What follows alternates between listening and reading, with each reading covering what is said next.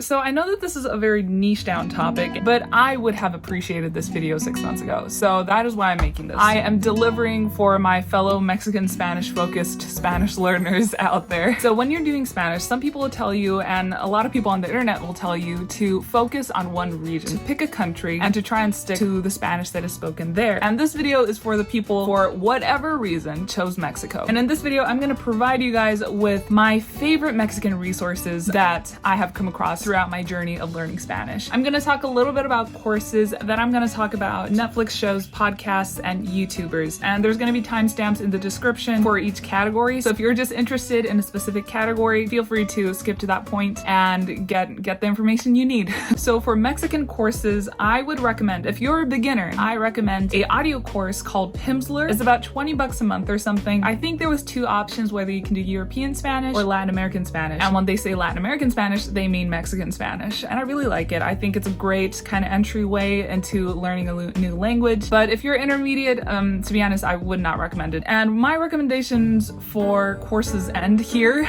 because I currently use a textbook called ASML, and ASML does not have a Latin American version, so I can't recommend it like that. But people ask me in the comments what Mexican textbook I would recommend, but because I've never used them before, I don't feel comfortable on recommending any of them because I just don't know. So if you guys could do me a favor, please comment down if you know of a good Latin American or Mexican Spanish textbook or course, any kind of thing that you've used before and that you would recommend. That would help us out immensely. So if you guys could do that, that would be awesome, and thank you in advance. So now we get to the fun parts. So first I'm going to talk about Mexican Netflix shows. So there's obviously a lot of them, but I'm just going to talk about the few ones that I've watched and I've really enjoyed. The first one is Club de Cuervos. It's about a soccer club, and especially if you're into sports, not just soccer, but if you experience like having a favorite sport team of your own, I feel like that show would be really entertaining for you. It's mainly about these 2 siblings who are kind of fighting over the presidency of the soccer club. It's really funny. I love all the characters. And one thing that I should mention is that it takes place in the north of Mexico, and so the people have a very strong accent. I've been told that it's an accent of Monterrey, and it's a very kind of aggressive, like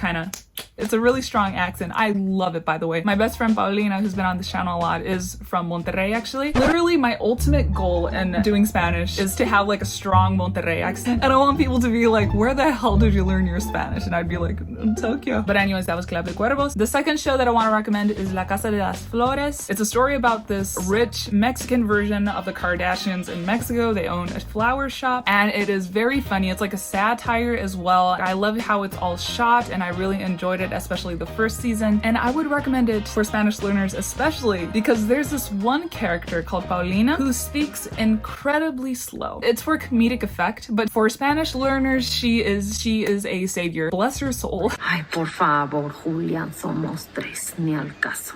And the next show I want to talk about is Control Z. It's kind of like the Gossip Girl or Pretty Little Liars type of show. It's about a high school in Mexico, and it's about that there's this hacker who's leaking out everybody's secrets, and there's a good like love triangle going on. It's great. I love it. It gives me so much nostalgia because I was so into Pretty Little Liars. And the last show I want to talk about is a show called Monarca. This one I just started recently, but it's about a super rich tequila company. It's about the corruption of the company. It's about revenge and murder, and there's a lot of mystery going on. It's really gripping, and I'm only 3 episodes in, but I feel like this is gonna be a show that I would love. And yeah, I would recommend this show as well. Next, we're gonna move on to podcasts. So podcasts, I have a couple of really good ones for you guys. My favorite Mexican podcast is a one called Hay Tos. Hay Tos is great. It's these 2 Mexican dudes. They have a theme and they're just talking freestyle. It's a very natural conversation, and the speed in which they talk isn't super slow, but like the words that they choose is really easy for me to understand. So it was like a good intermediate level Spanish ground. Another one that I really like is How to Spanish podcast. It's kind of a similar style with Hay Tos. It's a little more scripted. I think it's great. Another Mexican podcast that I would listen to for intermediate levels is a podcast called Mexican Fluency Podcast. It's by this American guy and his Mexican wife. And the American guy, he doesn't really have the strong American accent at all. And the last podcast that I want to talk about is not aimed for Spanish learners, but he's a recent discovery of mine, and I've been enjoying his podcast a lot. And it's by a guy called Roberto Mtz.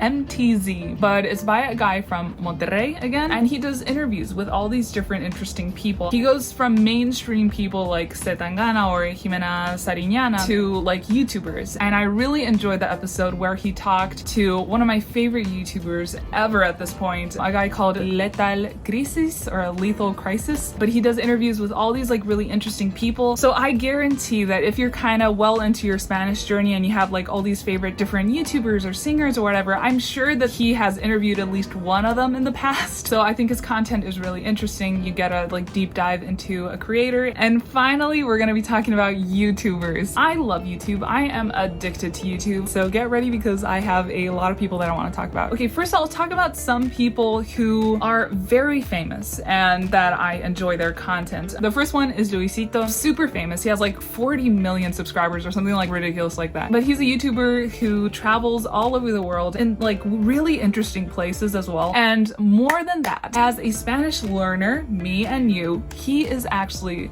great because he talks really slowly. That is a rarity to find with the Spanish speaking community. Even my sister, like she doesn't know a word of Spanish. When I'm listening to like a Spanish speaker, maybe somebody from Spain, she once genuinely thought that I was fast forwarding the clip because they were just talking so fast, and she was like, why are you listening to it like that? But once I was listening to actually a podcast by Roberto, the guy who I talked about before, and I was listening to his interview with Luisito, and my sister comes into the room and she's like, wow, finally there's a Spanish speaker who doesn't sound like they're on 2x speed. Like even my sister could tell that he talks slowly. So that's why he's on the top of the list. Pero ya después yo empecé a hacer una sección que ya era más yo. O sea, por ejemplo, como que mi formato de entrevistas era...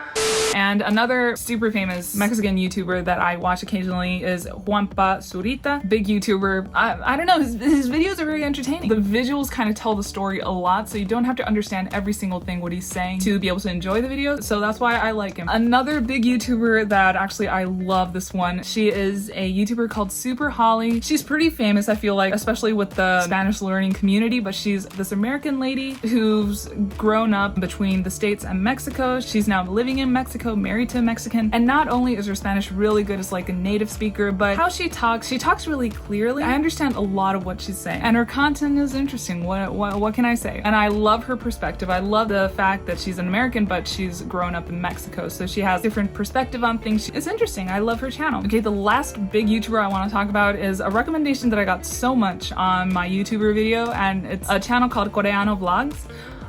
He's good. He's a Korean guy who lives in Mexico. His Spanish is perfect. His content is pretty random, purely entertainment. It is very entertaining. Personally, I don't really watch a lot of that type of videos, but the videos that I did watch because everybody recommends him were entertaining, and I get why he's popular. So that was a kind of mega popular YouTuber category, and next we're gonna go on to my personal favorites, the people that I enjoy and happen to be Mexican. I feel like one that you guys might enjoy a lot is a guy called Mr. Salas. He's a language YouTuber. I think he's like an English teacher in the day, YouTuber by night. I should cut that up. But he's a polyglot. I've seen him do a lot of videos about Japanese. We love that. We stan. He'll be giving you language tips in Spanish. It's motivating to watch, and you guys are probably interested in linguistics if you're in this corner of YouTube. So I would definitely recommend to go check him out. Okay, next I'll talk about a channel called Extranjeros por el Mundo. To be honest, I don't watch this a lot, but I think the concept's really interesting. It's about this channel interviewing foreigners in Mexico, who they are, where they're from, like how they came to Mexico, why they still live in Mexico, and I think it's a good perspective on Mexico. And speaking of showing beautiful parts about Mexico, I want to talk about a travel vlogger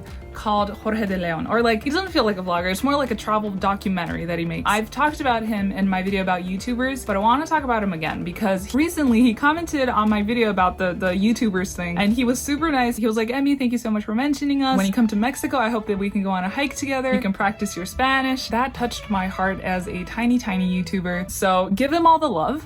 But all of that aside, I genuinely love his channel because he really does a lot of videos about all these different regions in Mexico that most of them I've never heard of in my life. He usually goes into the nature of it. You get to discover things about Mexico, which is really cool. Next, I want to talk about a lifestyle YouTuber called 8th Avenue. She does about lifestyle, kind of like self-development, organization, that kind of stuff. I like that kind of genre of videos. So if you're into that category, would definitely recommend her. And finally, on this YouTuber list, I want to talk about a dude called Ricardo Alcaraz.